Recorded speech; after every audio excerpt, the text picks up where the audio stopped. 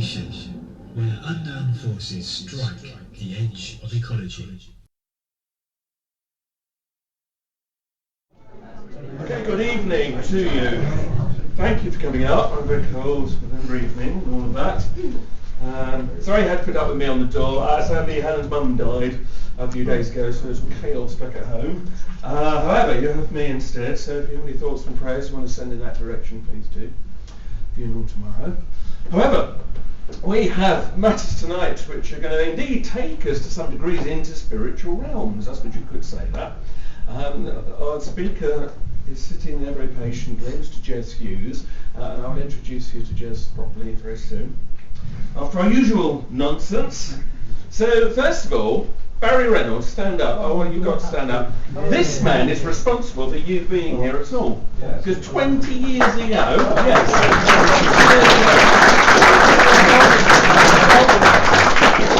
this man called a meeting of what was then the Sussex branch of the Centre for Crop Circle Studies, which is now defunct, in fact. And I think 7 or 8 of us got together in this room, didn't we, to talk about how could we study crop circles better and let people know about what was going on in Sussex. And we started very small, and it was kind of just like a discussion in a ring of chairs, really, wasn't it? And we decided that we'd have an AGM, which we had about 3 of, and then never again because they were boring. So it is a dictatorship, I grant you that. You don't have to come here. Anyway, we started a magazine, and the magazine very rapidly became one of it wasn't a cheap photocopied tat really, but it was one of the best-selling crop circle magazines of its time. But I think at its height we were shifting 500 copies every other month, which was pretty good going. And we were very young and impetuous, and a little bit anarchic, it must be said. We probably still are, really. But in the end, that was quite nice. That was quite refreshing in that scene at the time. And so gradually people began to join us. So people like Marcus Allen of Nexus Magazine, and he's been here a very long time, nearly 20 years, not quite the first one, but not far off. And Mike Hubbard sitting there used to fly over our Sussex crop circles, and he was here from early days, and probably some other faces that you've seen in these meetings.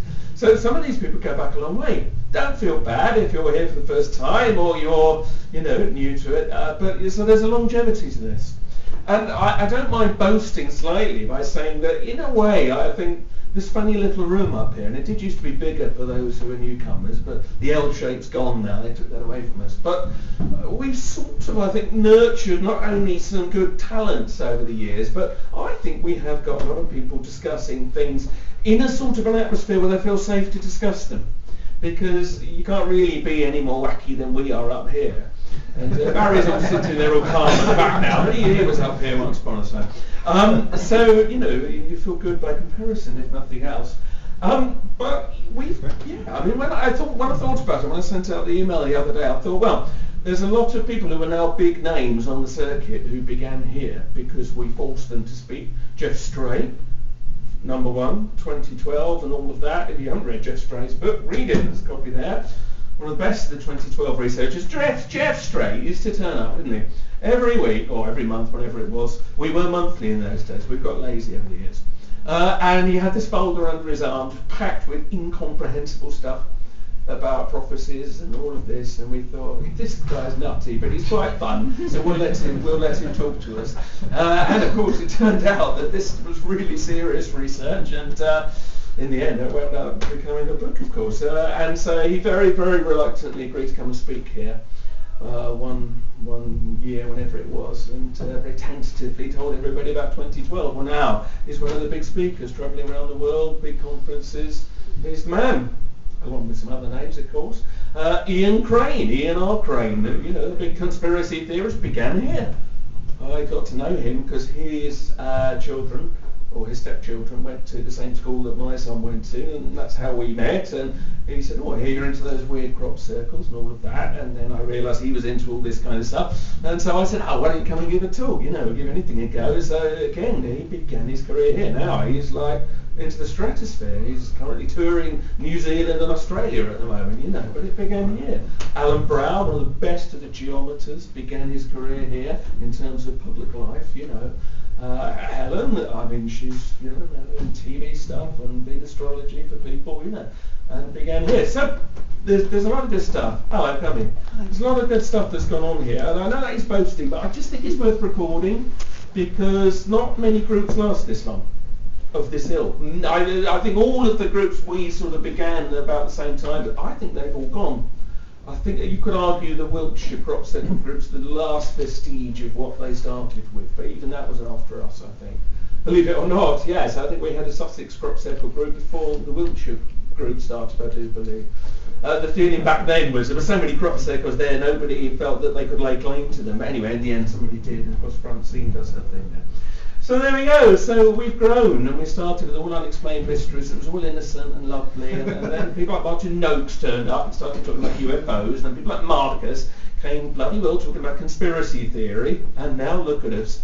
And we sit here now and we talk about all these strange and challenging ideas and New World Order and 9/11's inside job, and they're all out to kill us. Isn't it fun? It all began here, just talking about pretty crop circles. But it's great, and I hope you will agree we've kept a sense of humour about it. And that was key. We always said that, didn't we? It was key to just keep light and not get too heavy about it. And so we've lasted 20 years. And so here we go. Here we are. And this is what it's come to. I'm happy to be here anyway. So with all that in mind, let's get on with tonight. So, did anybody see I, the newspaper, I, in the Independent for people that haven't got time to read, that one? Last, was it weekend or whatever it was, a few days ago, they did a big spread about the rise of the conspiracy theory, and it was just the typical media thing. It was like all these wacky, they used the word wacky conspiracy theorists, and what a bad influence we are on society. And I got to the end of it and thought, well, yeah, but you're missing the point that there is evidence for some of this. Which in the end it begrudgingly admitted that in the last paragraph, well, all right, some conspiracies have turned out to be true, but it was a very begrudging admission at the end. And it was just a typical thing. Although I did think at the same time what was quite nice was that it introduced yet new readers to the idea that anybody even believes this stuff. So it might be trying to debunk it, but what it's actually doing is spreading those ideas. So in a way, it comes down to that old Oscar Wilde thing, doesn't it? The one thing worse than being talked about is not being talked about. And there's kind of a truth to that. So, but and indeed, talking about conspiracies, John Bowen has just handed me this clipping for the Evening Standard that I heard about, but I haven't seen it. And I just because we like to talk about these things, you might like to hear that now Aleister Crowley, who you all know was the famous, was he black magician? Some argue. But some say he was like a visionary, lived out his later years in Hastings, of all places, and hung about in Brighton for many years, so he's a bit of a local figure. You know the old story of the King Tutankhamun's tomb, when they broke in, that there was a curse, and it is said, probably isn't true, but it is said lots of people then died in bizarre ways following that, and that they were cursed, obviously, by the spirit of Tutankhamun. Now somebody's saying, I have read this in detail, actually they were killed by Aleister Crowley. They're claiming they were killed. It says, were 6 bizarre deaths linked to the curse of King Tut actually the work of this notorious Satanist? And it says here that they possibly were. And it says here, Crowley, who called himself the Great Beast, apparently had his own motives to tarnish the legacy of Carter, who was the Egyptologist's legendary discovery. So it's kind of implying here, it doesn't really quite say, I think, and this is only a quick read, exactly why he wanted them dead, but anyway, new evidence has come forward saying that there is lots of circumstantial evidence linking him to all the deaths, and his diaries and books are riddled with clues. So there we are, for some reason his revenge on those who broke into the tomb was to kill someone, maybe, or maybe not. But it's a good story, isn't it? There's another page of the Standard filled. Oh, by the way, we are all still here. No, I say that with some glee because, of course, some were saying that instead of 21st of December 2012 being the end of the ancient cycle, of course, Kalaman, what's his name, Carlos Kalaman, he was one of the 2012 researchers that said, well, it isn't 2012, it's, what was it, 6th of November 2011? Yes, am I getting that right? It was an early... Anyway, he was wrong. So there we are. Oh no, of course was he wrong, because obviously, you know, when we're all sitting here in 2013 and nothing immediately over has happened, then we'll be going, oh, was it all wrong? But you know, we always said it's going to be a gradual thing. I think anybody expecting everything on one day is probably going to be disappointed. But anyway, it wasn't November 2011, it would seem. So there we go. But I don't suppose that will put him off. It's funny, isn't it? It's like the guy who's predicted the rapture twice now, the old boy in America. I mean, what's funny is that he'll probably get more followers again, even though he's been wrong now. I think well, I think he's predicted it before as well and been wrong. But it's funny, isn't it? People keep coming up for more. A bit like you, that really. Coming back in. And to the end of the world, have you seen how high the solar activity is at the moment? If you don't keep tabs with spaceweather.com, and this is like official NASA website stuff, but it really, what the sun is doing at the moment is extraordinary, and now they've got these satellites very close in, they're getting this footage of just amazing stuff going on the sun, and it's peeling off the biggest flares and stuff that they've seen for years. And of course the peak of all this is supposed to be 2013, and as you know, some are saying the flares could profoundly affect life on Earth if one is pointed in the wrong direction, but it's certainly building up to something. And I do urge you to keep an eye on it, because well, I thought it was interesting that they said recently that they had some of the largest sunspots for many years. Now that's odd for a scientist to say that, because normally they'll tell you since when. But it's said for many years, which I took to mean it's probably for a very long time, but they don't want to panic anybody. You know what I mean? If it was just since 3 years ago, they'd say that. But it sounds like big stuff's building up. So if you had seen the sun, apparently, and I didn't see this, but if you'd seen it very low through a bit of a mist, you could actually see the spots on the sun a couple of weeks ago. They're that big. You could see them with your eyes if you saw the sun going down into the mist. So, you know, we're dealing with big stuff here. So keep an eye on the sun. We shall see what happens. And so there's lots of stuff going on. So, just, you know, I mean, the whole Iran war thing. I mean, I don't know about you. I get these emails from people, and you would think the apocalypse was due every week, it must be said. But certainly you can gauge what people are talking about. The big thing now is that you know, let's nuke Iran, which is the new thing from America and Israel, which is that they're very concerned, of course, about the nuclear power stations because they think they're developing weapons, which they may be, probably. But some are saying, you know, there is an imminent attack. So I want to say this now, so when we come back next spring, we can talk about the radioactive ash pit in the Middle East or whatever, and we say, oh, well, we knew it was coming. Apparently there is, I know we're laughing, it's not funny, of course, really. But it's, yeah, I think serious stuff is building up there, and keep your eye on what's going on. What is very annoying is that they are deliberately, as they always do, twisting official reports. For instance, it was said that a new report had come out, did you see this, about a week ago, proving that Iran's got nuclear weapons. Except for it's not a new report at all, it's the same report of about a year ago. But somebody's reissued it and they've cherry-picked different bits. So it's not a new report, and there's a lot of suspicious things, and there was a huge explosion over there, wasn't there? An ammo camp, dump, whatever, went up a few weeks ago, and of course some are saying that the West deliberately did it. Which is quite possible, because I think it was the Israeli president who very nicely, I thought, when confronted with this, said, well, let's hope to have a few more accidents like that. These are the people we're dealing with. But I thought it was horrible. I mean, the Gaddafi thing, need we say anything really about that? That tells you who you're dealing with, the way they treated him. Gaddafi's not a good man, I think, but there was no call for the way that he went down. And I loved, well, I didn't, but, you know, I loved the way that Hillary Clinton, live on TV, makes a joke. And she says, we came, we saw, he died. And you think, bloody hell, these people are cold-hearted. You know, this guy getting pistol whipped and blooded and then raped, or whatever the hell it was they did to him. And she's laughing about it. These are the people that are calling the shots in the world. I find that depressing, personally. So, and, you know, the whole Libya thing, as far as we can see, a lot of good social things that Gaddafi did, and nobody's denying the bad things he did, but he actually did a lot of good for making Libya quite independent and standing up for itself. That's all gone. And they're just now basically reliant on the West again, which is, I'm sure, was the idea all along. So, talking of that kind of thing, a number of people have said, by the way, about the internet. Have you heard about the threat to the internet? I'll read you this. US Congress, this is a press release from the last few days. The US Congress is debating a law that will give them the power to censor the world's internet, creating a blacklist that could target YouTube, WikiLeaks, and even Avaz. Now this is, Avaz, these people that do these big internet petitions, so these are people that are trying to, raise awareness, a lot of good stuff. So they have got an online petition because basically what they're saying in America is, okay, where in the old days if somebody put up a slightly dubious video on YouTube, okay, they could say, well, that's naughty. The American government are trying to change the law to say YouTube is directly responsible, okay, for any dodgy thing, and whatever website it may be. And that means that anything that the American government doesn't like, they can take the whole website down because of just one thing.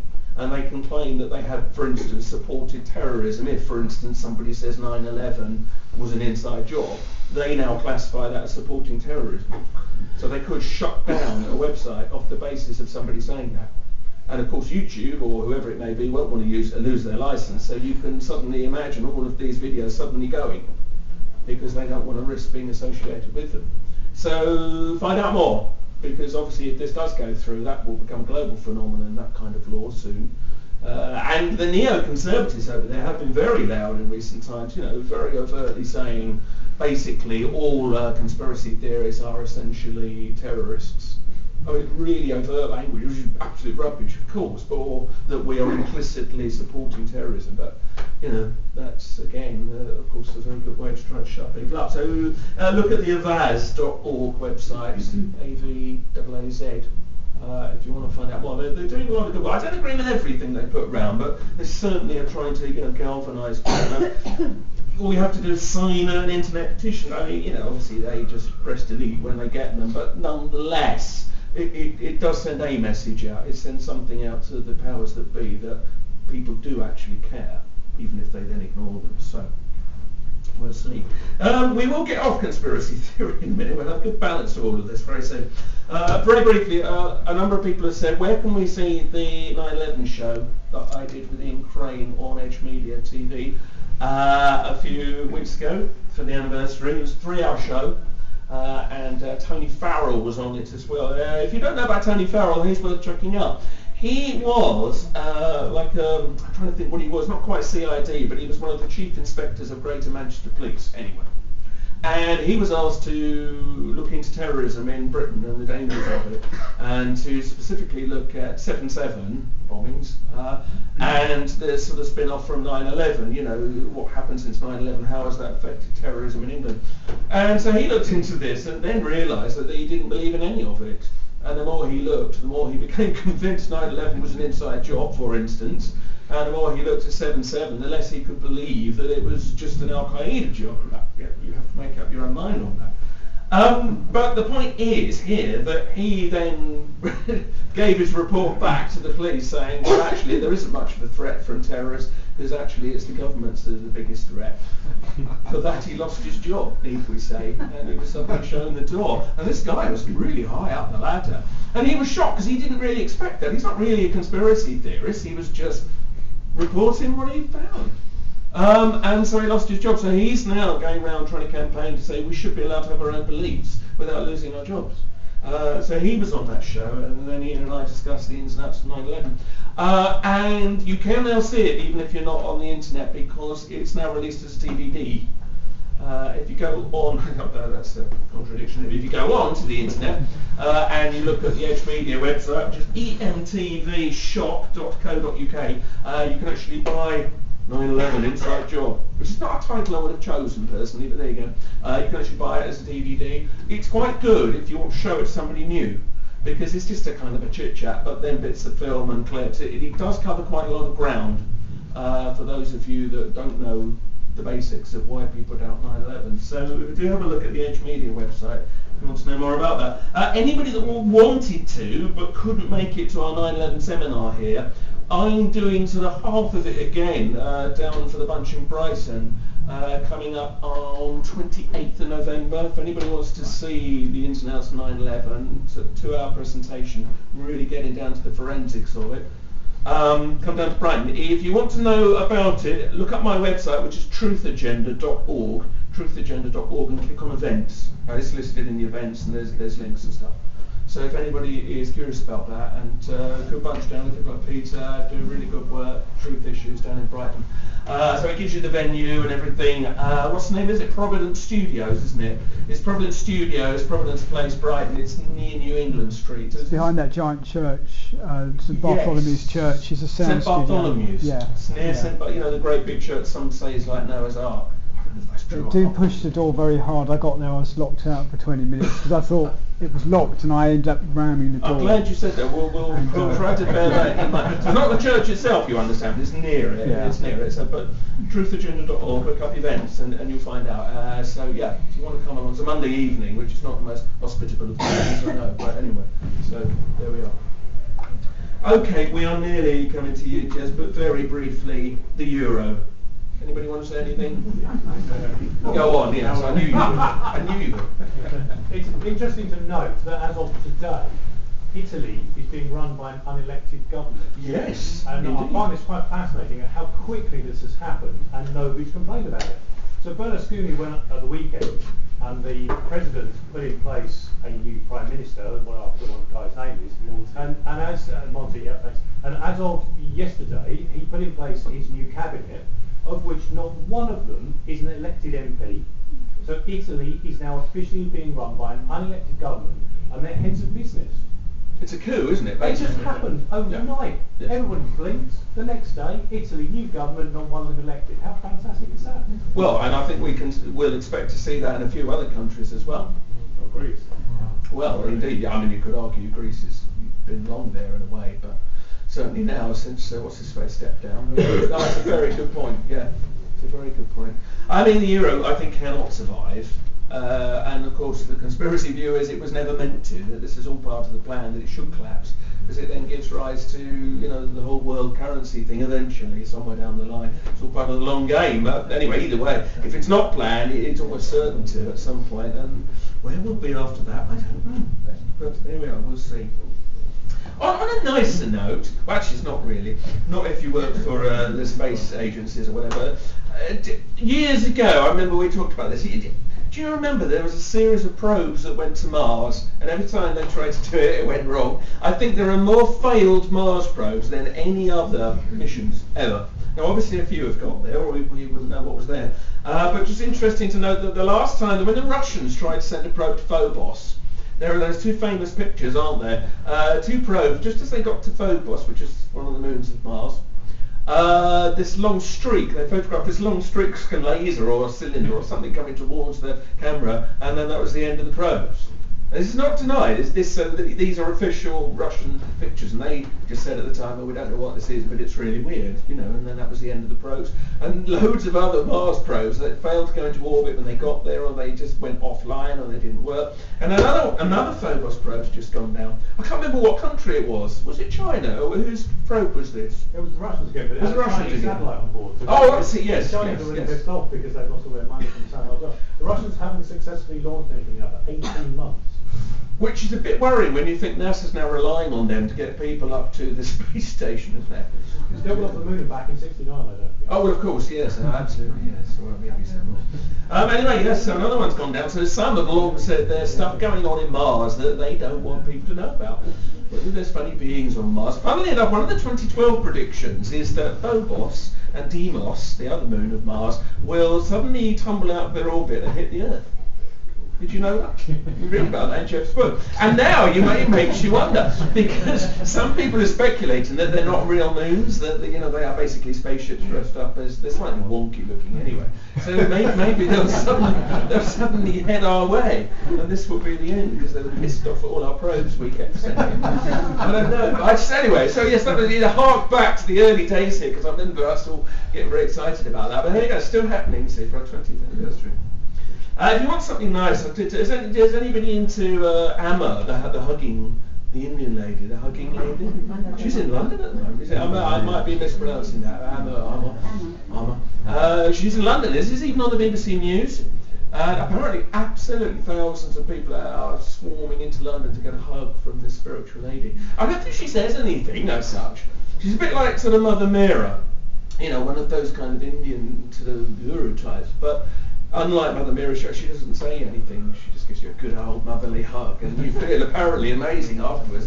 So she's in London. You must get a hug from the guru. Go up to London. It's on the BBC website. If you click on today's page, you'll see there's a piece of film about it. So there we are. Well, there's so much more we can say, but I must now get on to Jez. Very briefly, Mr. Marcus Allen has a little bit of merchandise here tonight.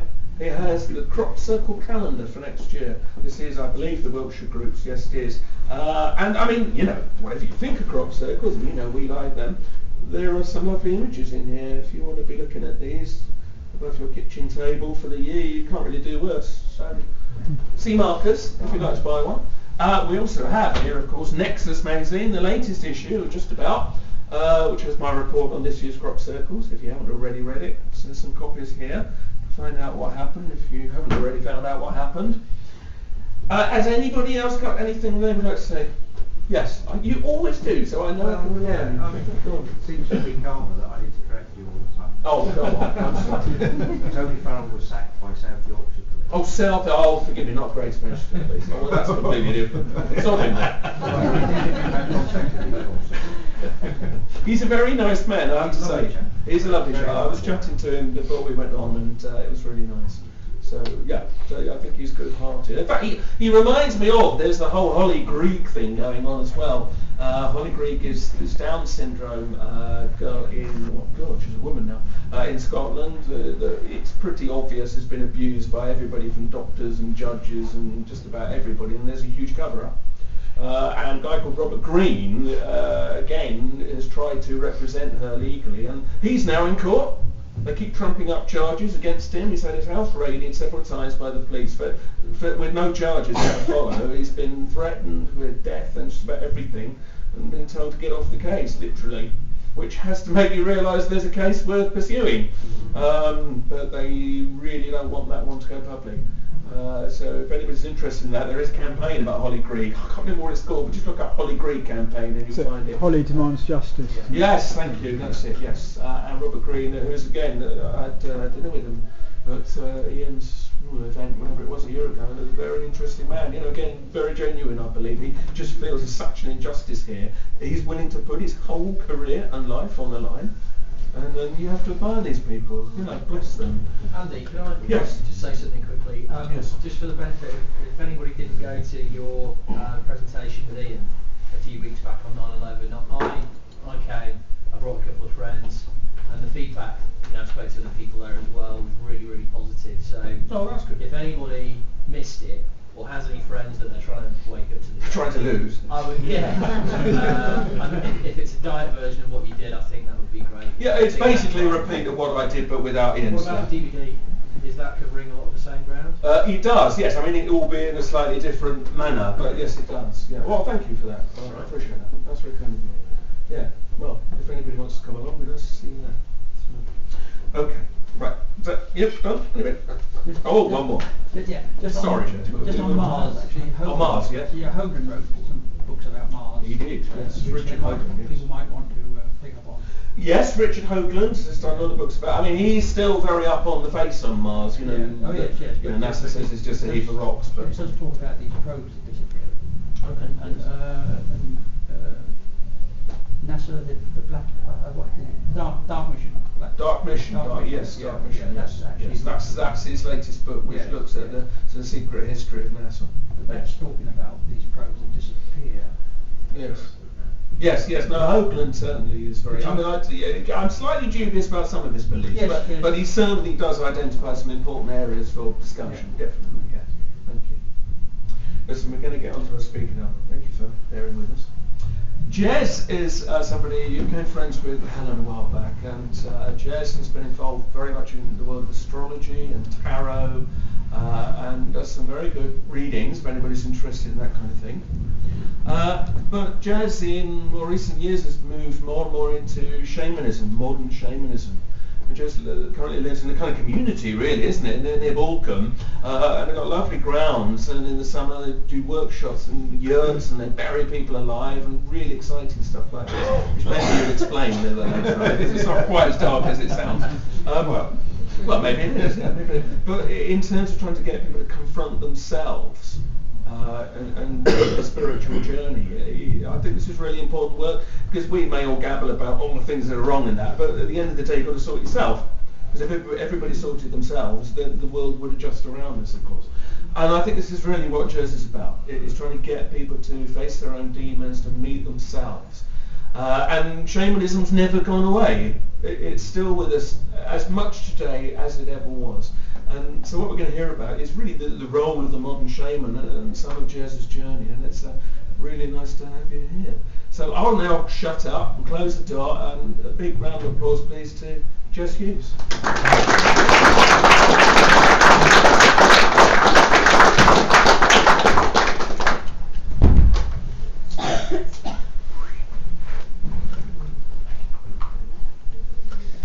Thank you, thank you.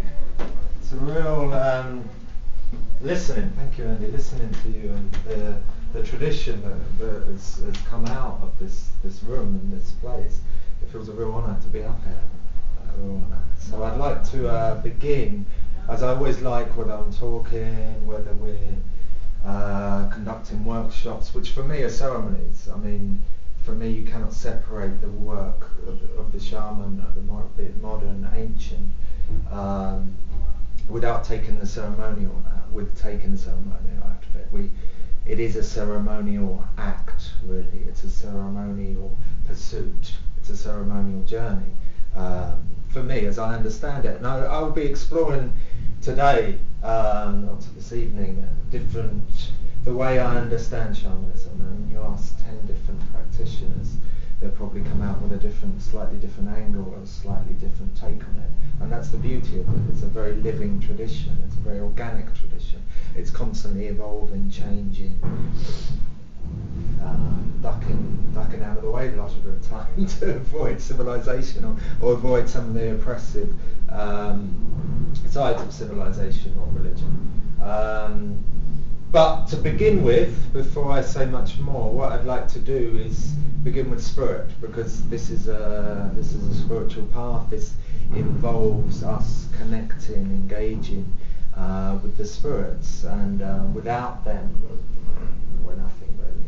I'm just up here talking. So I'd like to engage with the spirits to begin with, to just settle the space here and just invite the spirits to come in, because they might have a lot to say.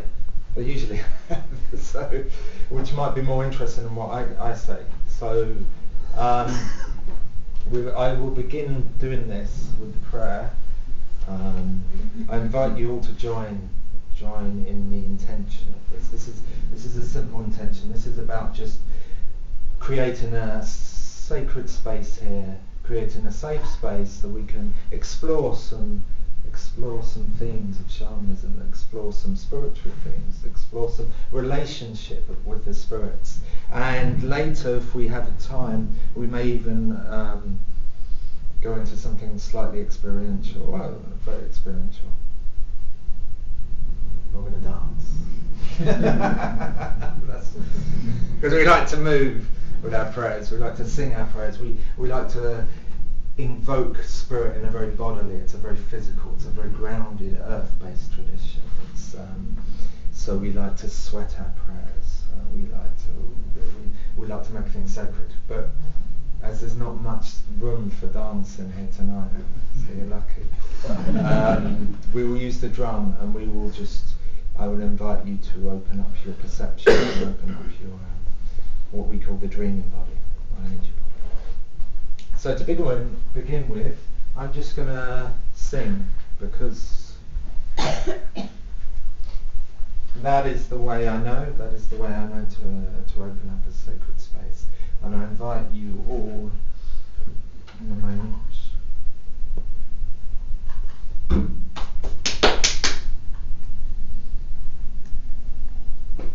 I invite you all just to close your eyes and just in your own way just set some intention for maybe being touched tonight.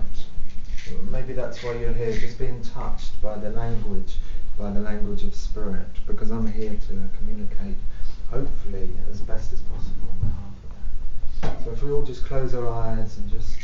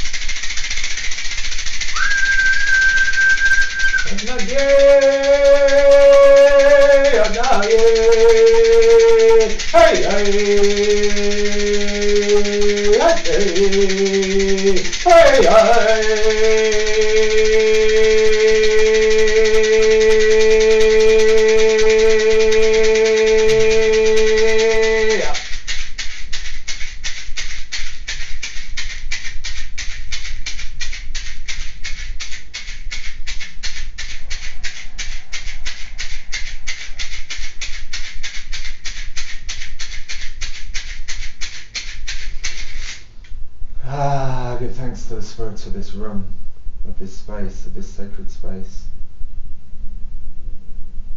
And pray that we join here tonight to say good words, to speak good words, to communicate and to share. And may the spirit of the wind lift our words and lift our minds and our hearts.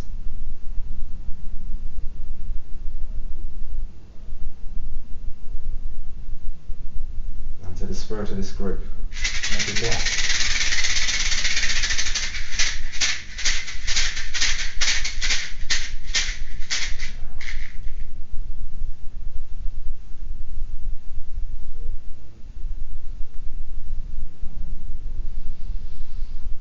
Okay, thank you.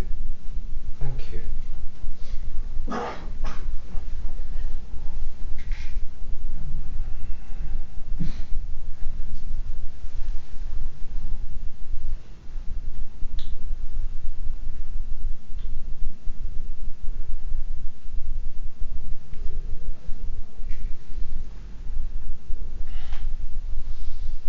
Given a little offering there.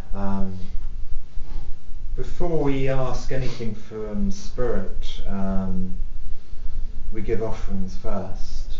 And this is an essential part of, for me, of shamanism, but a part that can often be forgotten in the modern rush to communicate spiritually, the modern rush to open ourselves up and to connect. We can sometimes forget that honouring and that giving first before we ask for any information or any insight or any wisdom or any healing. So the action of giving an offering, I always compare it, it's like the equivalent, the spirits are there, they're there to help us. And I will start in a minute, go back a little bit and describe what I understand as the spirits. But they are there to help us, and they're there to give us insight, to hold up mirrors to us sometimes. Sometimes we don't like what we see. But they're there to hold that in a loving, compassionate way. They are our teachers. They're who we go to first for any information we need to know. They help us to see when we talk about sight, we talk about the strong eye here.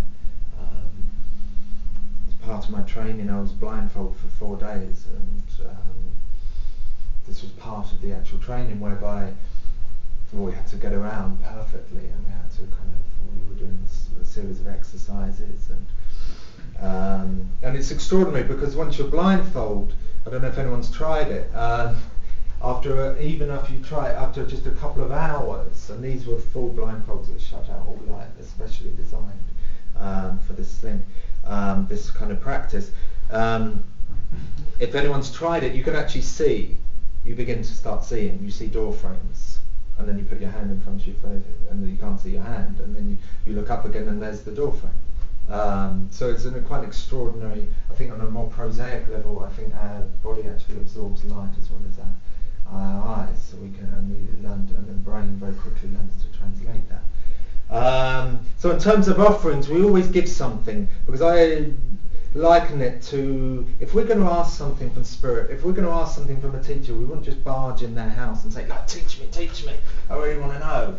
We might at least take a bottle of wine or something like that, just as a kind of, and it's the same with the spirits, and they will feed off the essence of what we give. This is why tobacco is has such a tradition with this, because the tobacco, if anyone's smelt it, especially the natural kind, is very strong smelling, has a very rich aroma. The spirits feed off that, the essence, literally. This isn't metaphor. In the modern age, we've come to understand it, because we live in a very psychological age. We've come to look at things like spirits or spirituality in many ways as metaphor. Now this group is truth, seeking truth. I mean, that's part of your mission, it seems here, or your intention. And the truth, I understand it through meeting with spirits, they're not metaphor, they are real, they are literal, they have a literal reality outside of us that we can communicate using certain techniques or using certain methods. So let's backtrack a little bit. So what is shamanism? It's an ancient, archaic, earth-based tradition. All cultures have shamanic roots. It's an animistic tradition. It sees the world through animistic eyes, which means that everything is alive, everything is spirit. Everything has its own innate intelligence to it, or soul. And so we live in this pulsating, alive universe. This is something for many reasons, and too many to go into now, we've kind of forgotten about, and we've kind of separated ourselves from. Half the reason for bringing the prayer at the beginning is so we're all connected here now. It opens up a space, so it's not just me standing up here talking and you kind of watching. Usually any talking gets always done in a circle, so everyone is equal, everyone sits down in a circle and everyone has their say. This is a very kind of Western approach, like performer audience. We're like the kind of anarchic theatre goers that try and separate that division between the audience and the speaker, so that the speaker may be the mouthpiece, but they may be picking up on many different energies that are coming through here, or many different ideas. Someone may be thinking an idea, and it goes out into through my mouth as the speaker. To look at it, it's like a web then. All of reality is this web of creation that is interlinked, and one little change in the web will affect the whole web. And we are part of that. And as we can see, with a lot of challenges we're facing in the modern world,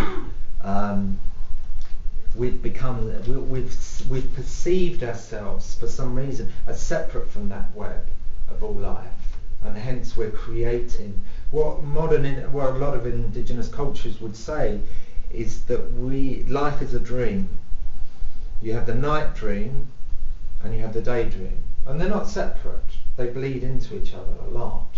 And when you open up your perception and start listening, you understand how much they really do bleed into each other. And you get confused which is which in the end. So the dream, that you have the night dream and then you have the daydream. But we in the West have forgotten we're dreaming.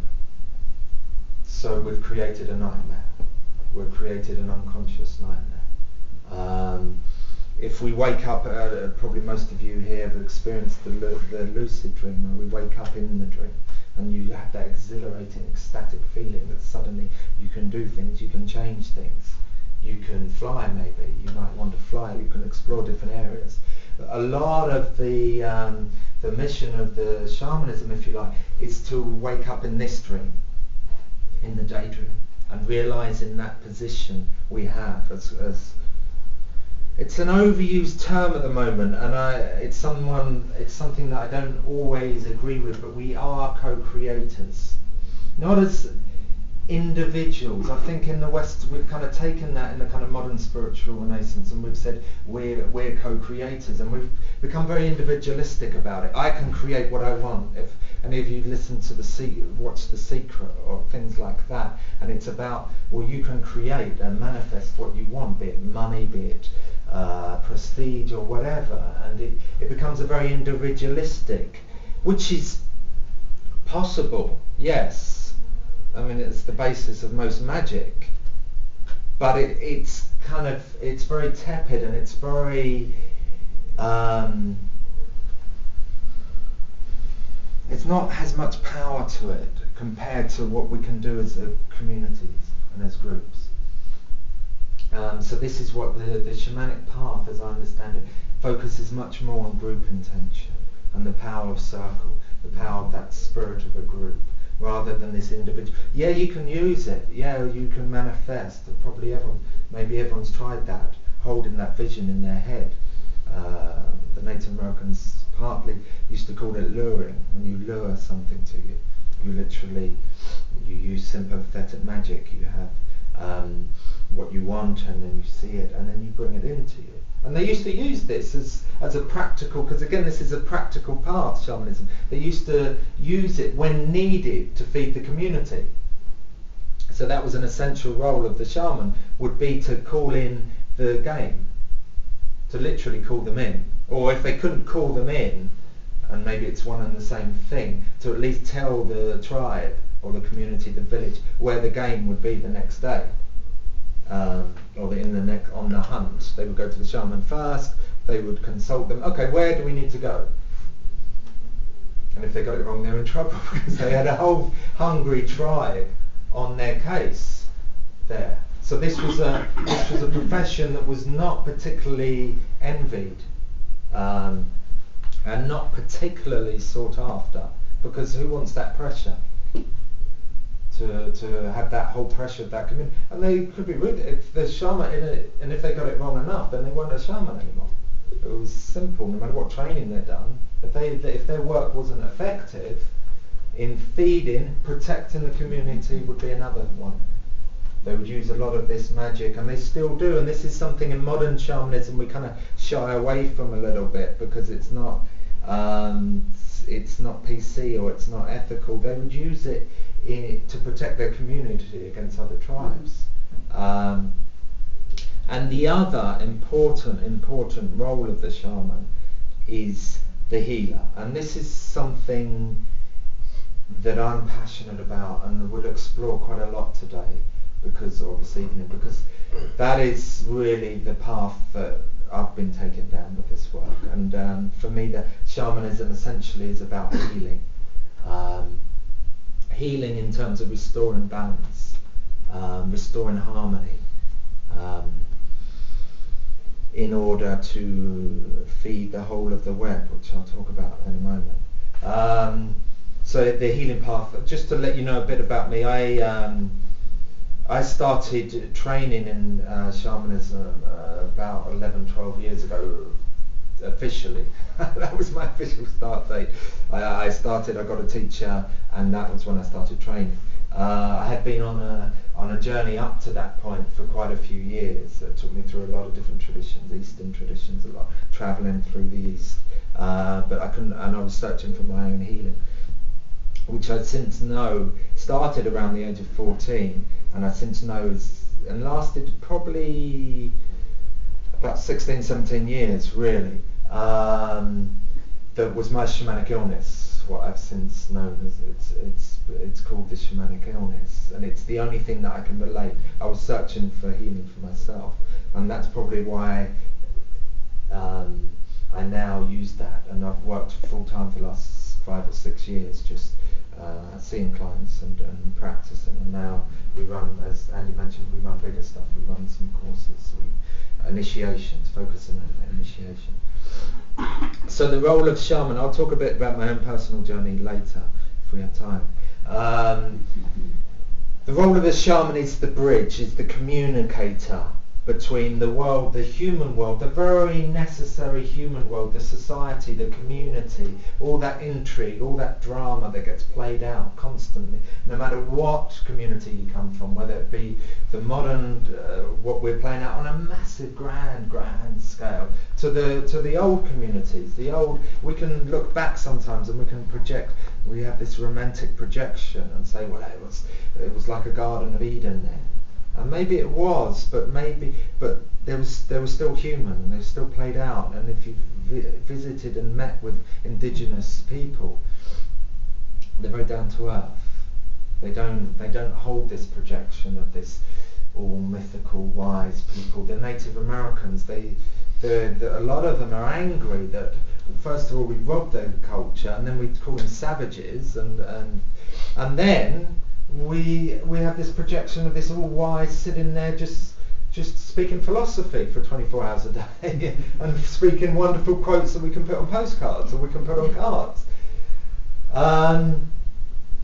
Neither are human.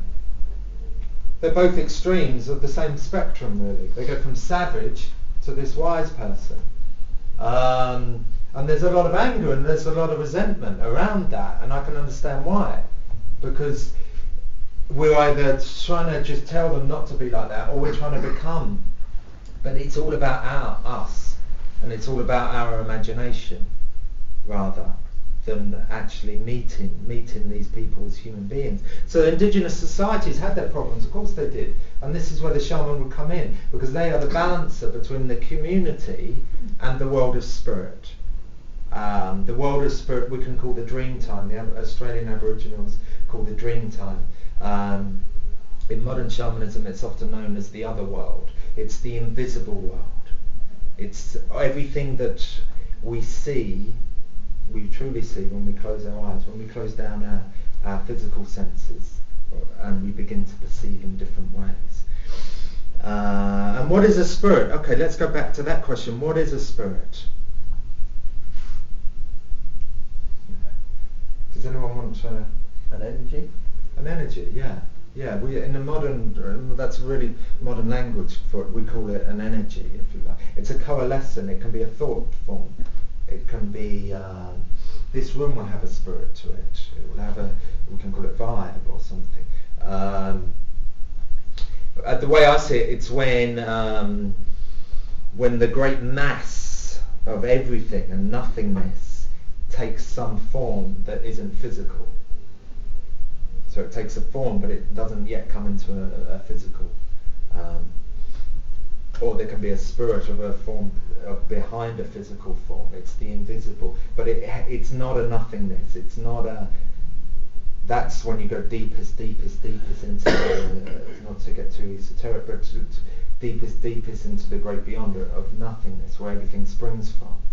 But the spirit will come out of that and will exist before things come into manifestation. If that spirit is strong enough and has the strong enough intent and it has that desire, then maybe it manifests into something physical. Maybe it won't. Like simple an idea is an idea. But an idea begins as something very invisible, as a spirit to it. And if there's a strong enough intent behind it, and if there's a strong enough will, it will manifest into something physical through work and through practical work. It's a simple way of seeing how the invisible is constantly affecting the visible, or the physical, the manifest work. It's constantly feeding, and this is our dreams are constantly feeding life. Every time we go to sleep at night, our dreams are constantly, they're in the melting pot, if you like. And some of them will come through, and we will follow them. And spiritually, as in the shamanic path, that's what we're trying to do. We're trying to get as much through as possible. In a lot of indigenous cultures, if they had a bad dream that night, the first thing they would do the next day is they would call the shaman and they would act it out. Because they were afraid if they didn't act that out, then it would be acted out. So they would go, they would form a ceremonial, ritualistic place, and they literally acted out to disperse it if they didn't want it to happen in real life. If they did want it to happen, they'd keep quiet about it and just hold on to it and hold on to the energy and wait, and then see if they could feed it in any way. So this is a spirit. So the shaman acts as the bridge between this invisible world. The spirits I talk about, and we'll be talking about in this talk, are beings without a body. From a shamanic perspective, they're called our allies, they're called our helpers, our teachers, our guardians, our angels. There's another term for them that comes very much from our culture. They are around us constantly. Without them we wouldn't be alive. They're feeding us. Their power, their energy is feeding us. Without them we wouldn't be alive. However, we can lose. For some reason they can wander off. I don't know, they get bored probably, or he's acting out that drama again. I think I'm off.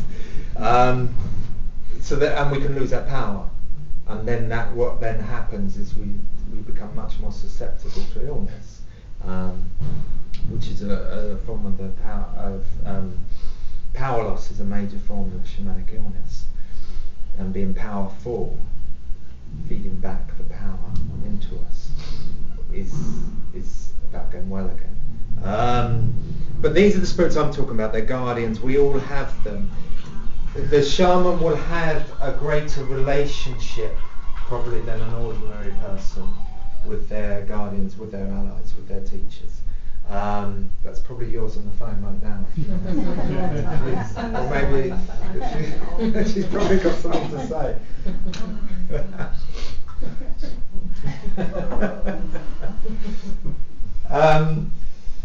The shaman will have a greater, probably a stronger relationship with their allies and with their guardians than the average person. In a lot of cultures where this comes from, every person will be aware of their power, their totem.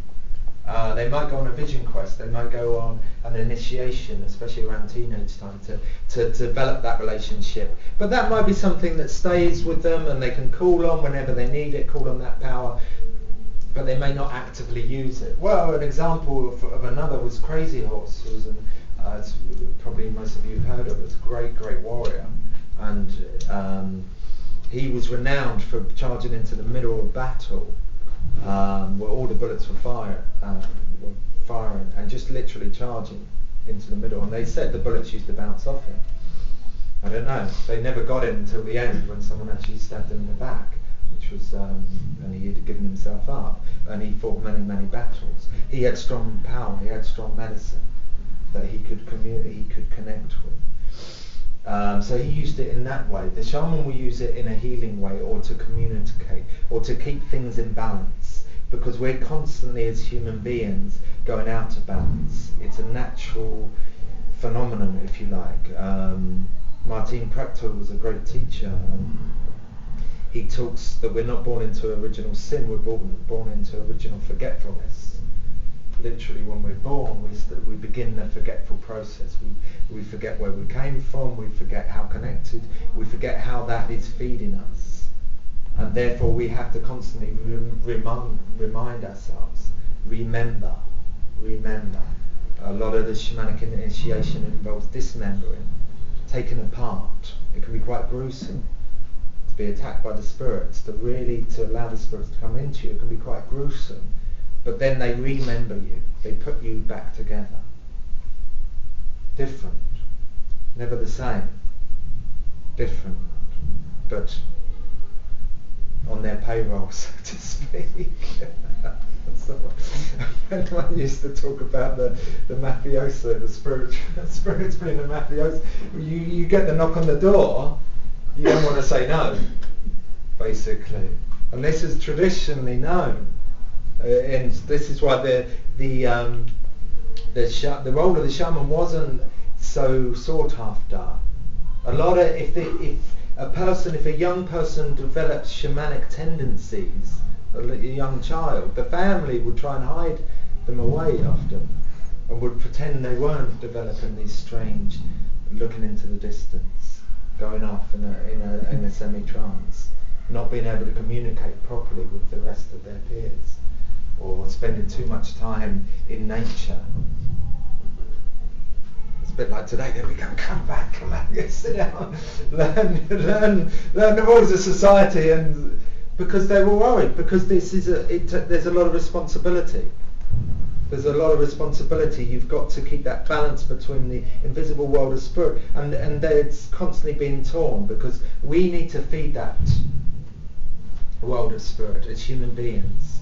And this is, I want to develop, why is shamanism, ask the question next, why is shamanism relevant today? I've described this web of existence, this intricate, beautiful, amazing web of existence that can be perceived. Seeing the world as a sea of energy, people have called it. Seeing the world as it truly is, taking away the mask of the world and seeing it how it truly is, perceiving it.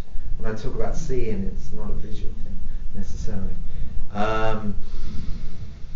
This magnificent web of existence, we as human beings, particularly at this time, with all the crises we're facing, with all the drama that has become, I mean, it's getting right, as probably most of you here are aware of. It's getting pretty much down to the wire, it feels like. Things are hotting up. Things are really, because we have become disconnected from this web. We are no longer an integral part of that. We've gone off. Human beings have this wonderful ability to separate themselves from the web. It's a good, as I understand it, this is how I understand it, my limited view of things. It's both, we have both a gift and a curse of consciousness, of the rational mind, which can take us both, make us conscious of ourselves and become conscious of ourselves. We are called by some traditions determiners, where we can literally determine reality, whereas a tree has its seed, and that seed will always become that tree if it sees its way without being chopped down nowadays, or without, if it's allowed to flower naturally, or fruit naturally. Whereas human beings have this great thing called consciousness, where we can change some of that. We can determine reality, which is what I was talking about with this dreaming, becoming the conscious dreamer, which is a gift, a great gift. But at the same time, it can also take us, it can separate us from the natural world. The natural world doesn't need to get itself back in balance constantly. We as human beings need to, and now we've taken over. And as everyone knows, it's seen ourselves as completely separate. The way I like to understand it, a lot of indigenous cultures would believe, they would actually practice, not just believe, that they would sing up the sun every morning. Literally, they would as a community, they would sing up the sun. And their understanding was, if they stopped doing that, the world would die. Now, I used to think this is crazy, because we haven't been singing up the sun for millennia, or for hundreds of years maybe. The world hasn't died. But then I looked around, and the earth takes a long while to catch up. And if you go to certain areas, you can feel the death or the destruction that we're going through. It's because we've stopped communicating and actively being part of that creative process that is nature. An animal is part of that already. A tree is part of that. That is why they are our teachers shamanically. We're not seen as higher, we're not more evolved as them than them. There's a lot of traditions, they talk about we're more evolved, or all this evolution that it's the kind of, we're evolving. I'm not quite sure if I know what that means. But from a shamanic perspective, we're not more evolved or any better. They are our teachers, the animals, because they're in line with spirit.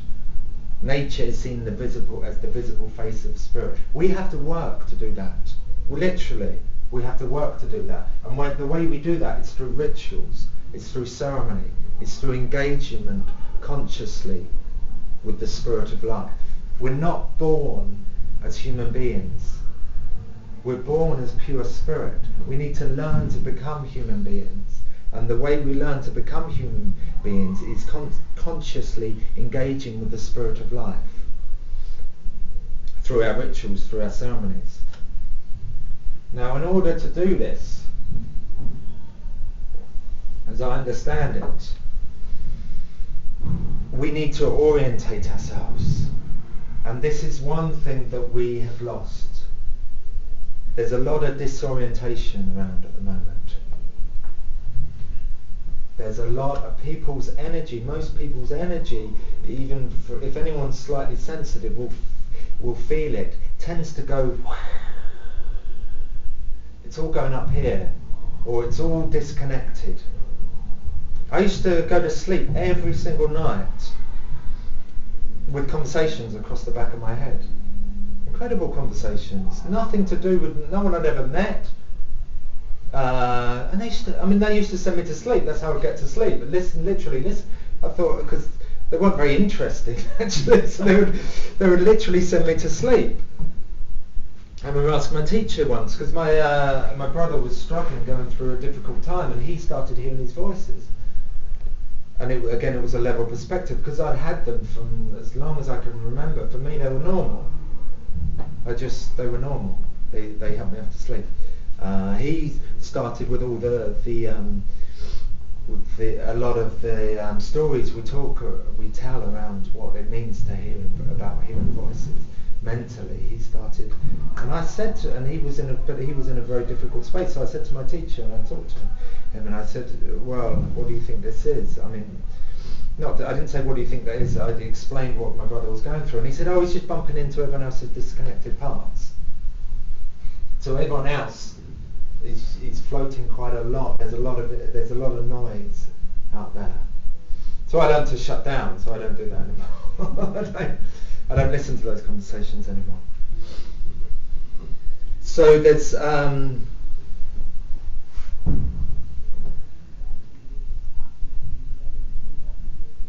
yes, we have to reorientate ourselves. Now, the way I kind of have developed seeing this is to begin with, is we have to orientate ourselves in space. Where do we exist in space? If you go to any indigenous culture, village, community, and you ask them, where's the centre of the world? And they say, it's just around there. That tree there, that's the centre. Oh, that mountain there, that is the centre of the world. Every single culture will say that. They know that they exist at the centre of the world. We don't. We're either separate or some periphery. So a simple way of recentering ourselves so we know where we exist in space is through what we do before any ceremony, what I'll do before any healing or any teaching. It's calling the directions, which is laid out here in a simple medicine wheel. We call it a medicine wheel, which is a kind of mixture between something from a Native American tradition that we've borrowed, because we lost a lot of our traditions, but it also comes back from the elements. It comes back to the elements, which is something that we in this culture have often have used. So it's a simple wheel, it's a simple map of life, if you like. In the East, this is the wheel I use. There's many, many different wheels, and it has for each combination of elements in each different direction. But this is the one I use, which actually, because I did some of my training in Mexico, this is a Mayan one. So in the East is the fire, which is seen as the rising sun, the birth of all things. That spirit to move into action, to be born, that desire to be born and to be reborn, that spirit of life that is vital, is active, is moving. This comes into earth in the south, which comes into manifestation, comes into a physical body. It's the bones of us and the rocks, the bones of the earth. Then we go into the west, which is the water, because then we begin to taste life. Once we've got a physical body, we begin to taste life. Now, without water, life would be very dry. We wouldn't have our passions.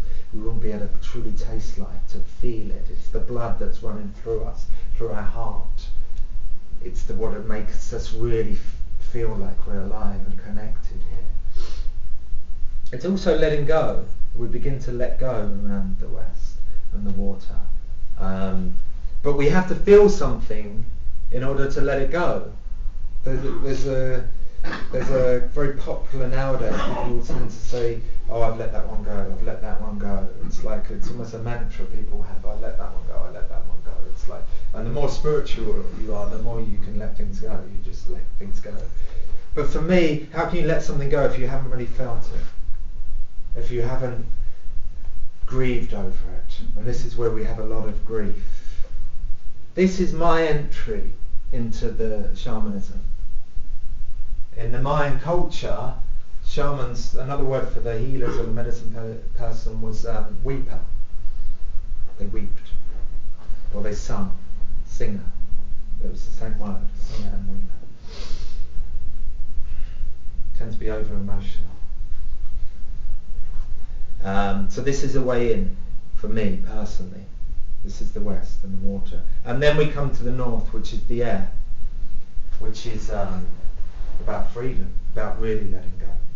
The leaf that drops from the tree. But it's also about responsibility. This is a place of eldership. It's a place of leadership. Because real freedom actually means a lot of responsibility. Because it's about, and this is, I haven't gone through the journey of the elements, gone through the fire, that passion, that desire to really give birth to something, gone into the south of the earth and given birth to it, and then gone into the west and the water and feel what it's like to lose that thing, feel like the grief of that. We then come to the air, so hopefully we've developed some wisdom there, and we can sit there and have the wisdom of the journey, and then it begins again, and we come back to the east, and to the south, and the west, and the north. Because we don't live in a two-dimensional universe, there's also three other directions. The below, which is our Mother Earth, which is why, as I see it and understand it, most people who are trying to make change in the world are doing it on behalf of, really. We're trying to heal our relationship with the earth, with Mother Earth. We've been a lot, the indigenous cultures call the Western culture younger brother. They're like teenagers, or even younger, trying to grab hold of things constantly, grabbing hold of things, no responsibility, constantly taking from their mother, taking from the earth, constantly feeding, never giving back. And this is why offerings are so important. So this is our mother. These four elements are our ancestors, literally. They're the building blocks of the universe. We contain those four elements. And they are, if we go far enough back, they are our primordial ancestors. So every time we call those directions in, we are developing a relationship with our ancestors.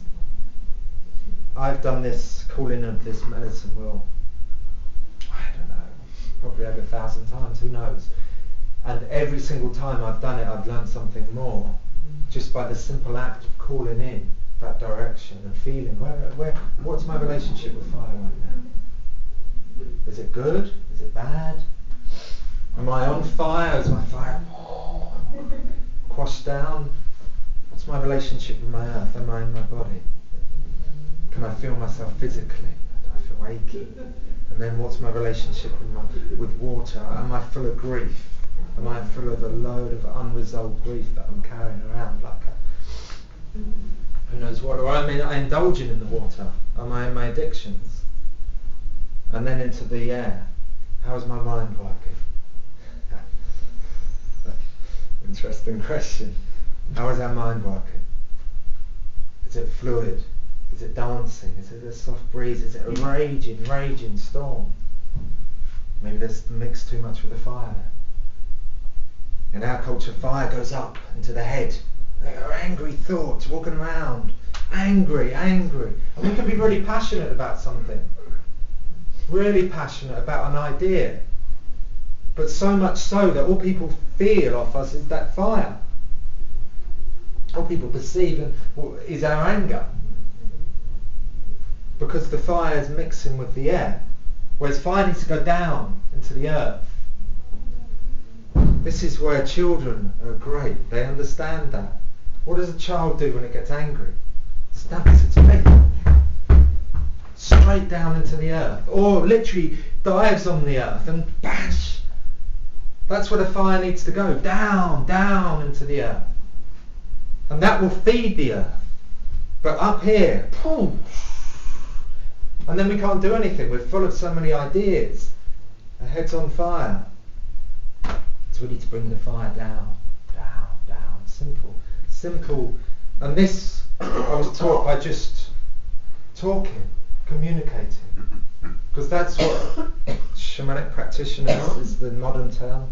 That's what we do. We communicate and then we listen. We ask the questions. So this is a way of orientating ourselves. So we get into the earth, the Mother Earth, which is different from the element of earth. Because the Mother Earth contains all the elements. Of course, with water, it's fire. These are the oldest, as I see it, as I understand it, these are the oldest ancestors, the elements. And then they gave birth to something. And part of that birthing process was the earth, Mother Earth, which is our home while we're here. Most people don't really want to make it home, or we're almost tiptoeing into life a bit now. We don't, especially as English, when we're walking around and often apologising for our existence sometimes. Coming into the earth, being born, this is our home. Then we have the sky, which is the Father. And again, these are relationships. When I call in the directions, if I call in fire, I talk to grandfather. If I'm calling in earth, grandmother, or water, grandmother. The way this helps is to personalise the relationship. Because the relationship in shamanism, as I understand it, is everything. We learn to relate to everything. We just need to learn the language. And this language can begin our journey. So the earth is the mother, the sky is the father, and we stand in between, and that's both a precarious and a wonderful position to be in, because when we're connected in this way, then we can really, and we're connected with the earth here and the father there and the sky there, we can really give birth to something with the power of our intentions, which will come through the centre, come through the heart, which is the centre, which is the spirit of life, great mystery, God, whatever your name, the source of all being, whatever your name for it is. So this is a way of orientating, and I encourage you to go try this. Call in the directions. Ask each direction what element they are for you. It is a way of orientating ourselves in space. Because before we can connect really spiritually, before we can open ourselves up to the spirits in a good way, in a safe way, we have to create a safety zone. It's easy to go out there. We can just take a teacher plant. Take ayahuasca, which has become very, or in our culture there's a lot of drugs. Shoot people out there. It's not the drugs that are the problem. It's the fact that people aren't orientated. It's the context where these things are explored. So I always encourage that this is a safe, grounded space. So we have the directions. Now we need to orientate ourselves in time. We have space.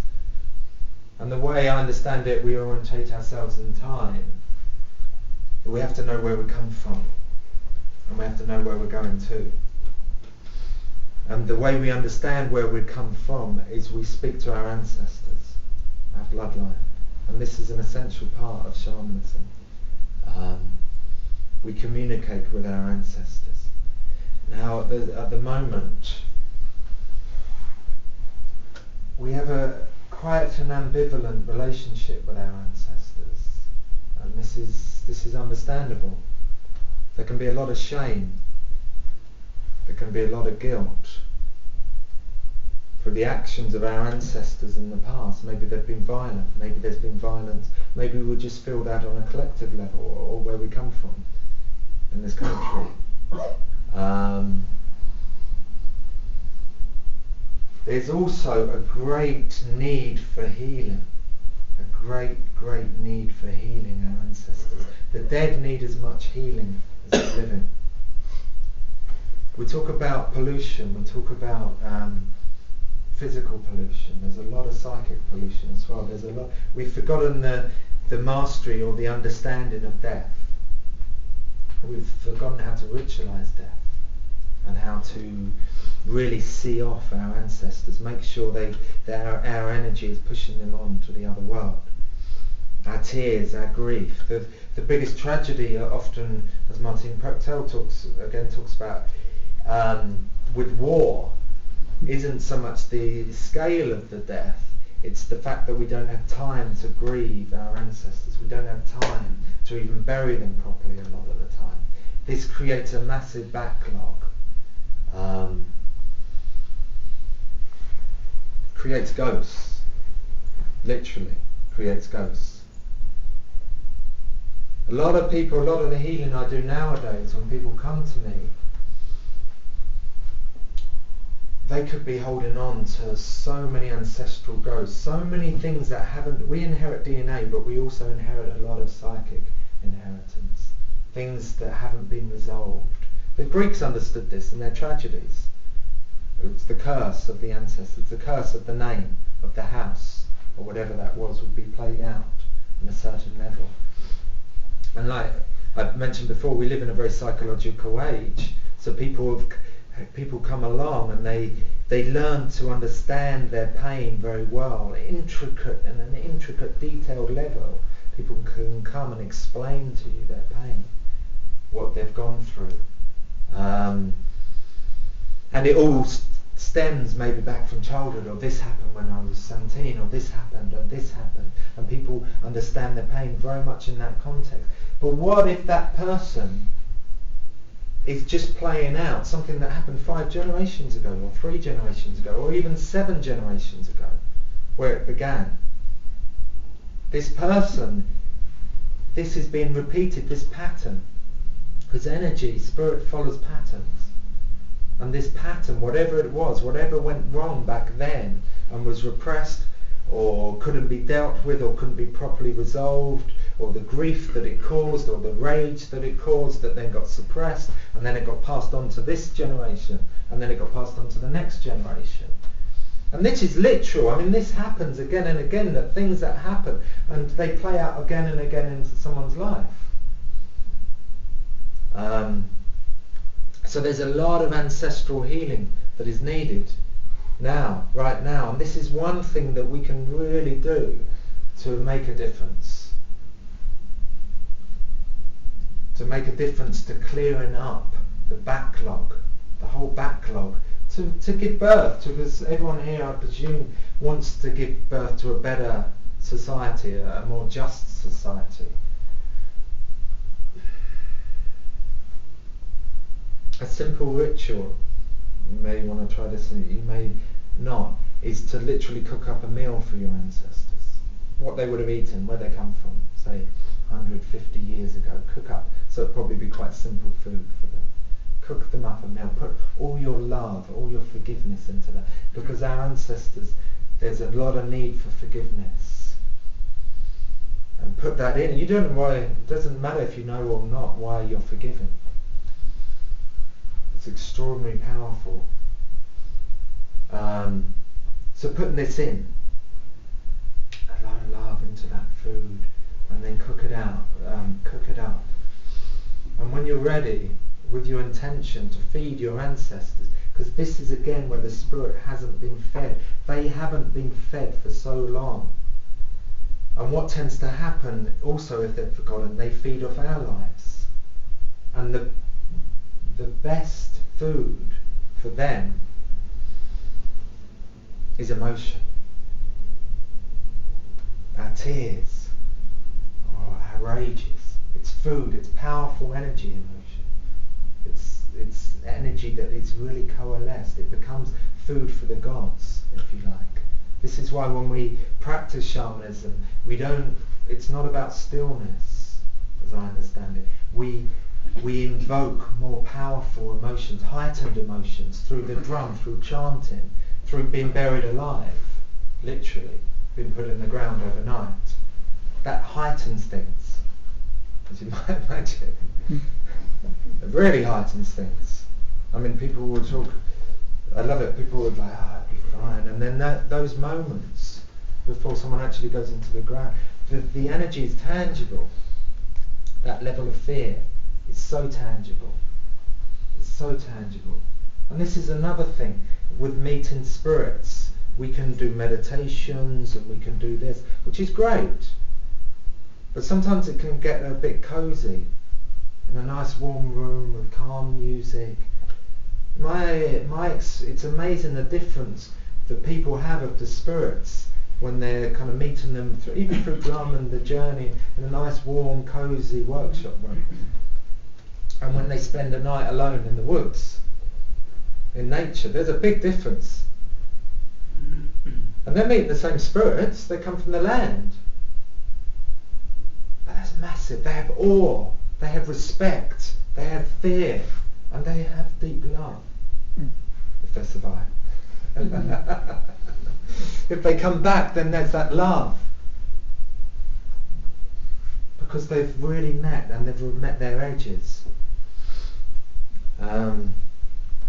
So yeah, simple exercise. Cook up some food, go into nature, ask a tree if you could work with it. Ask the tree, can I work with you?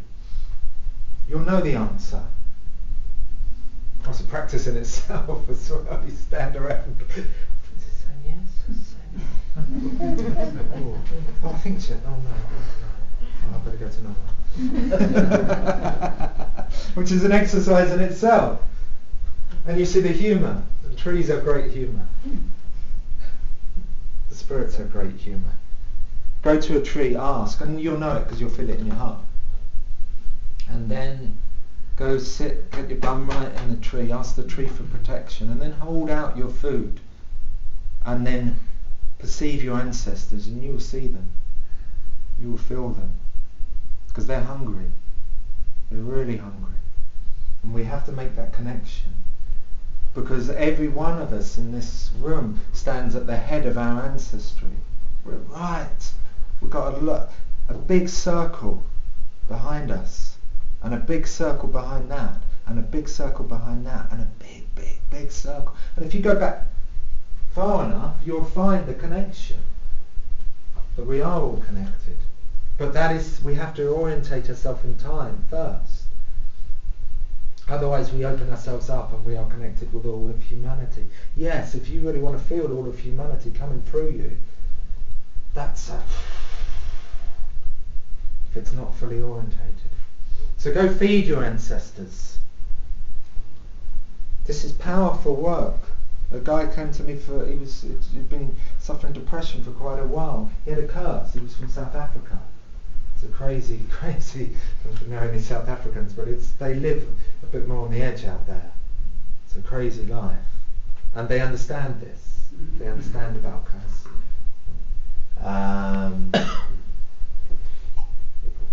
And he had his grandfather, and there was a curse. It lifted him, it changed his life. This thing can change people's lives. So go feed your ancestors. Have a perceive how did they dream you up? They've dreamt you up. your ancestors? What's the patterns that run in your ancestry? What's the wounds? The Celtics called it the gesh. What is the ancestral gesh that comes through? And what is the one that it's your responsibility? Now sometimes you may, when there's siblings, there may be more than one that is holding that gesh, but you can see it. You can see it in family lines. Consider it, play with it, dream on it, and you will find that a lot of maybe what you've experienced in life may have already been set up before. And you can heal it, which is a wonderful thing, because now we're standing on this wonderful, like I say, precarious position, because we're at the head of our ancestry, and there's a lot of ancestors yet to come. There's a lot of ancestors that we're dreaming up right now. And we can dream them up in a much more conscious way. We can dream them up with blessings and with a lot of love. Again, with Native American culture, they wouldn't act without considering 7 generations in advance. How are my actions in life going to affect 7 generations down the line? Imagine living with that attention to detail, that attention to the future. Now we forgot about the past, we forgot about the future, and we're existing in this kind of crazy, so we can just orientate ourselves. What do you want to feed? What do you want to feed into the future pot, if you like, or the future dream of the ancestry?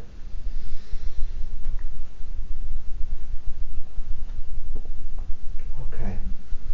So as I understand it, this is an orientation in time.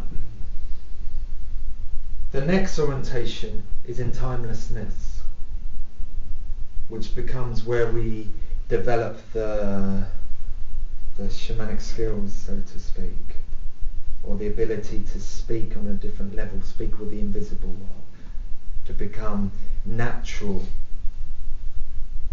And like any world or any place, you need a map sometimes, or at least a guide. If you have a guide, you don't need a map.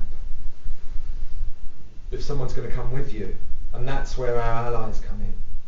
That's where we communicate with our allies. And like any relationship, we develop it. And you begin, and it's a great heart opening, and it's wonderful, and you're ecstatic because you've connected with spirit, and you're feeling really good, and then it wears off, and then you begin to not trust them, like any relationship. Wow, they're out to get me. Or there's I don't trust them. Maybe we won't be so honest about that. But something happens where the heart closes down. And this is a natural process. And so like any relationship, it takes years and years of development. Not so much on their side, because there's a lot of compassion and love, and they wouldn't be helping us unless they had compassion for what it means to be in a physical body, with all these constrictions and all these emotions that can be creating turmoil. So they have, so we develop that relationship. We learn to open up our heart, and it will go like that, and then we learn to open up again, and we strengthen this until we understand that they are there to help us, and the information they give us so many times, again and again and again and again and again, cannot be proved.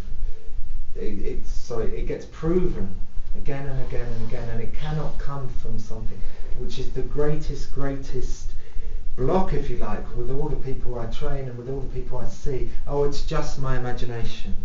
I'm just making this up. We don't even understand what imagination is, so if someone can just say it's just imagination, well done, you've managed to put something indeterminable and probably inexplicable in a box and just say, oh, just throw that away. Imagination is a gateway, is a doorway. And this is where we understand that they see beyond us.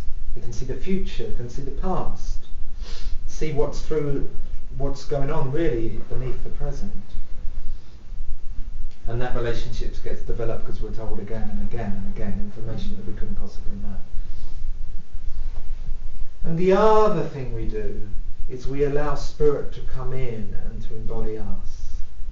Now this seems to be a lot of the payoff. Why do spirits hang around? Why are they here to help us? Because when we really open up in ceremony, and we do this with our bodies, we do this with drumming, we go into a trance and we open up, the spirits can come in and they can feel what it's like to live in a body again. They miss it. They really miss that. There's something amazing to have that limitation and to feel that, to feel those edges, to feel the pain of that. The beautiful pain, exquisite pain of existence. They miss all that. So they come in and they move us. And this can happen unconsciously. But if it's happened unconsciously and our ego gets involved, then we relate to that, and that's what happens again and again if you look at rock stars or you look at great performers. When they're on stage, they are embodying something. A spirit is coming through them. This is their power. This is what it projects out to the masses. But then their ego gets involved and they think they are that God, or they think they are that spirit. They think they can drink like that, or they can consume or whatever all the time. Yes, they probably can on stage because the spirit will be taking that. But when the spirit leaves again, and that's where the burnout happens. So this is the way we can really embody spirit, and this is that the relationship again, which is codependent. Because spirit also needs us. Spirit needs us to feed it. We have to feed the spirit of life consciously, and this is going back to what I was saying at the beginning. We have to consciously feed that spirit of life, feed what's given birth. Otherwise the gods die off. If any of you have gone to a place like India, where they still worship, they still honour, they still give offerings constantly to the gods, it's tangible, the difference in the air there. You can feel it. I went when I was young, 23, 24, I had no idea of spirits or anything. Almost not me. I could feel it straight away. And anyone with a sensitive disposition can feel that, or not even so sensitive. They're still alive there. The energy is alive. It's vibrant. We have to feed that constantly. Otherwise it will come in and it will feed off us. And it will take. So this is our role as human beings. And it's a beautiful, wonderful role, as I understand it. And we can feed lots of things. We can feed the spirit of ideas. In many ways we probably forget to ask ourselves, what do we want to give birth to? What is our intention behind what we're doing in life? On this earth walk, what are we dreaming up? What are we walking?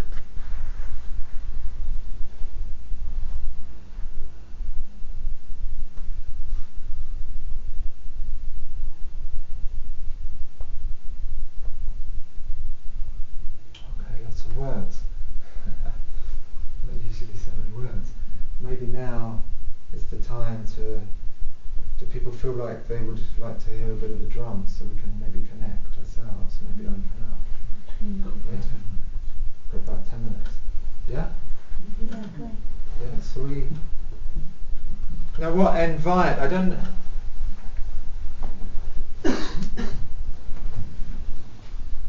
The veil between the worlds. If you ask anyone who's doing any healing work or any ceremony or spiritual work, they'll be saying the same thing. The veil between the worlds at the moment is extraordinarily thin. I've never known a time like it. I really haven't. Now I have to check myself constantly because I think, well, maybe I'm opening up more, or we tend. It's like when we buy a car or something. We see that car everywhere. So maybe if we're opening up, we think like everyone's opening up, but I've checked myself again, and with all these checks, the veil does seem extraordinarily thin at the moment. The responsibility that we have at the moment to get in good relationship with spirit, whatever that means to each individual person, seems to be the work at the moment. It seems to be essential work. How we get in good relationship. So there's opportunities, there's extraordinary opportunities, but also with that comes a lot of pain and wounds that are coming up. It's like the poison's coming to the surface. The people seeing for healings, it's like they're facing, and people talk to Helen about this, who work with people, they're facing almost their worst fears or their biggest wound that's been buried maybe, and maybe they thought they dealt with it as well, and it's come back up, and there's all this. So with the veil thinning out, there's this amazing opportunity for healing, but we have to make that choice. Healing always begins with choice, and sometimes it can be the more difficult choice to begin with,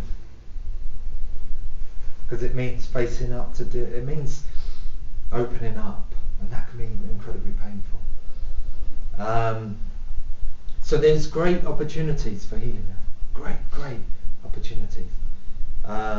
So in that spirit, tonight, I would invite you just to close your eyes, connect with the drum, and just to check into yourself. Where am I in relationship with the Spirit of life? Am I in good relationship? Bad? Indifferent? You may see something, you may not. You may have an idea that pops into your head. Spirit speaks in many different ways. It doesn't always come with the letter through the door. I wish that did happen. If you do this and that, you will get there. That's what we like. But unfortunately, Spirit always likes us to meet us halfway. So just close your eyes, just a couple of breaths.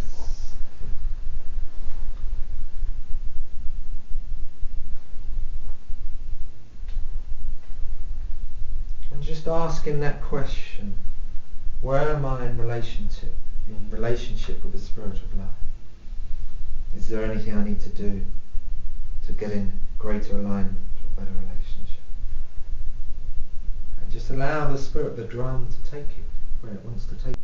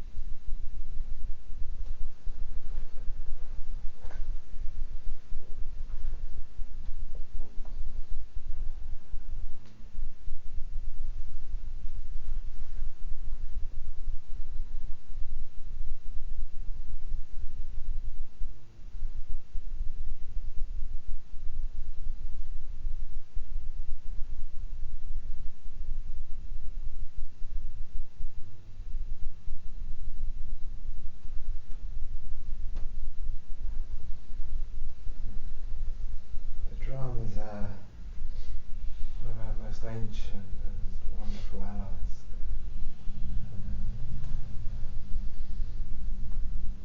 I always feel more human after connecting. So maybe something to consider in your little connection there with the spirit of the drum, for the answers. Maybe sometimes it's the most useful thing is to ask the question and to wait, because there can be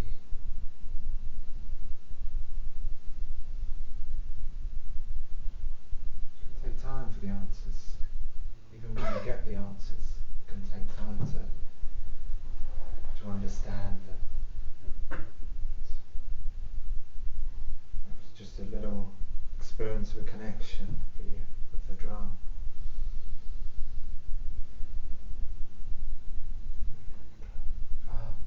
Okay. Well, thank you all. Really, thank you for coming and playing and joining. Well, thank you. Ladies and gentlemen, Jez Hughes.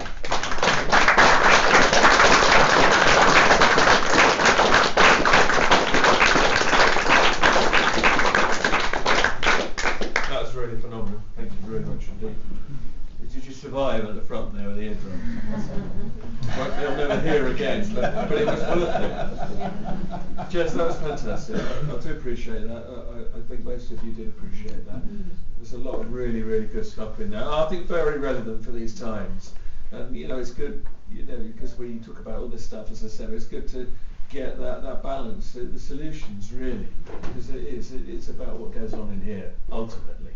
It's going to put everything right. So, really appreciate it. Thank you so much. And when you go out, you leave that there just for a few minutes. Do have a look at the medicine wheel on the ground here. Try not to tread on it as you go out, but just have a look, because it really is a work of art in itself and really worth seeing. So thank you, Jez, very much. Another round of applause.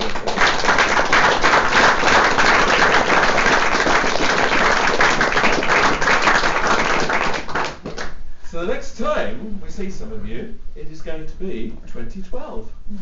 Would you believe it? I'm talking about it here all these years and we're nearly there. So we've got a few months before 21st of December 2012. So we will be back. I'm not quite sure when, probably March-ish. If you're on our emailing list, you'll find out. If you're not, there's the list. Just scribble your email address or scribble your postal address if that's all you've got. And we'll be back. In the meantime, have a wonderful Christmas, New Year, or whatever it is that you celebrate. And the world doesn't end. We'll see you in the spring. Right. Thanks for coming. I'm going to just ask you to stack a few chairs. The orange ones especially. I don't think the other ones stack. And just pop all the chairs to the back. That would help me a lot. Have a look at the things from Nexus and have a look at the medicine wheel as you go out. So thank you very much for coming. Thank you.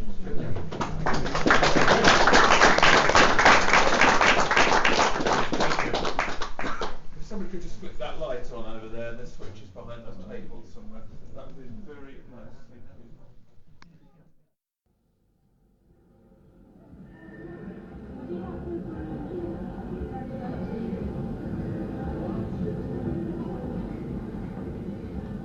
The information where unknown forces strike the edge of ecology.